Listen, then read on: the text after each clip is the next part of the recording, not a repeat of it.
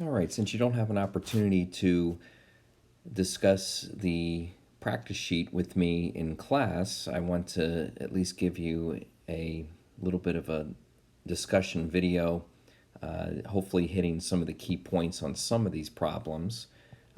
If you need help with some other problems, you'll have to get in contact with me and I'm happy to help you out. This is a trinomial. You're looking for two numbers that multiply to be 2 but add to be -3. So -2 and -1 get the job done. Remember, you're not going to get an answer out of this one because, well, 2 is outside of the unit circle. But this one here, the sine of x minus 1 equals 0, yeah, you can do the inverse of 1. Remember, you're going to do the inverse sine of 1, and that'll get you 90 degrees. Sometimes we forget how to do a basic problem once we get into some of these tricky ones. Try not to forget to just do some inverse operations. When you get to the point that cosine squared equals 1/2, you can take the square root of both sides. Now when you take the square root of both sides, you get plus or minus. You get plus or minus the square root of 1/2. You're going to have to type that in your calculator carefully. You have to do the inverse of both a positive and negative square root of 1/2. So try that, make sure that you can get it. It does come out to be 45 and -45. So it turns out that you do get plus or minus 45, but it's not always that your answer is plus or minus. It's just that you're going to do the inverse of a positive and negative square root.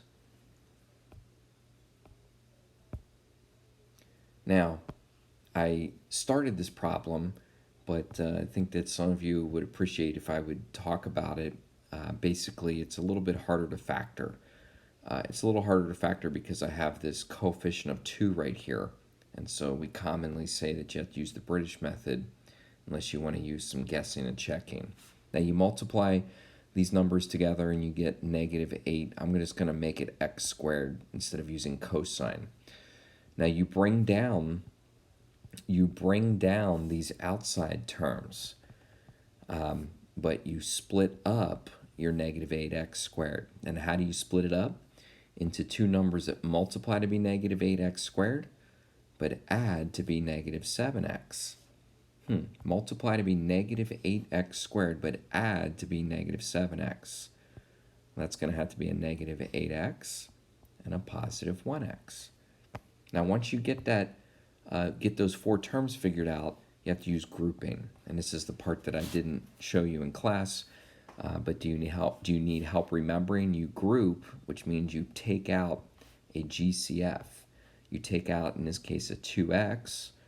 And there really is nothing to take out of the second group, so we kind of think about number 1 being out front, because now you can write your factors as 2x and 1, and then the other factor as x minus 4. You only pick one of them, you don't write both of them. Now remember, we have to really do this with cosine, so it's actually 2 cosine plus 1, okay, and then a cosine minus 4. And each of these, of course, is going to provide a solution. Well, if it works, you don't actually get a solution out of this one because 4 is too big. But this guy right here, you can just set that equal to 0 and do a little inverse operation. Subtract 1, divide by 2, and take the inverse of -1/2. Now the inverse of -1/2, well, that comes out to be 120.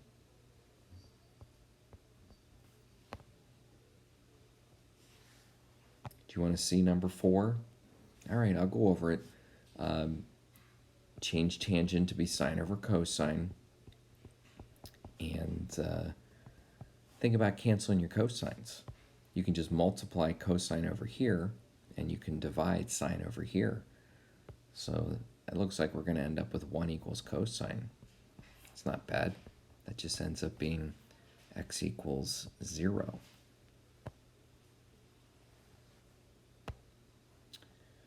So we've got sines and cosines, oh my. But we've got a cosine squared, which is very easily changed to be 1 minus sine squared. That's the Pythagorean identity that you have to start this problem with. Now, once you change that to be a 1 minus sine squared, it's time to just kind of gather everything together. You know, subtract 1 from both sides, add sine squared to both sides, just kind of get things gathered up. And it's funny, you actually end up with a lot of nothing. You end up with 0. Well, you end up with 0 equaling 3 sine squared. But that's fine. You can get 0. You can divide that by 3 and still get 0. You can take the square root and still get 0. So, yeah, it's all right to get 0. It turns out that your answer is 0 degrees because you do the inverse of 0, and that still comes out. But the key here was this first step where you change cosine squared to be 1 minus sine squared. Does this look like a trinomial? It should. Just factor it. Factor it with two numbers that multiply to be 3 and add to be 4. I'll let you do that one. Let's try number 7. Okay, first of all, each of these functions is actually a hidden sine or cosine, right? Isn't cosecant 1 over sine? And isn't cotangent cosine over sine? Now, if you look at what you have here, it's common denominators. So if you have common denominators, take advantage. Add your numerators. Now remember, the whole goal here is to try to get one trig function. So far I still have two trig functions. I have cosines and sines, but if you multiply sine to both sides, if you basically multiply it over here, you're going to end up zapping sine with a 0. And so finally I get 1 plus cosine equals just 0, which means that cosine equals -1. And so again, a little bit of inverse cosine will give you -180.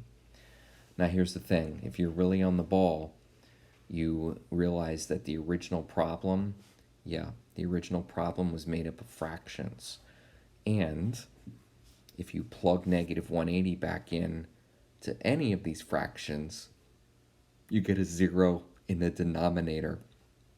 Can't have a 0 in the denominator. So even though we did all this good work, -180 is not the solution. There really is no solution.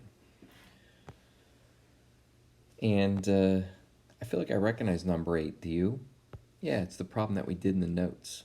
So practice it again. Square both sides and see if you can get that x value.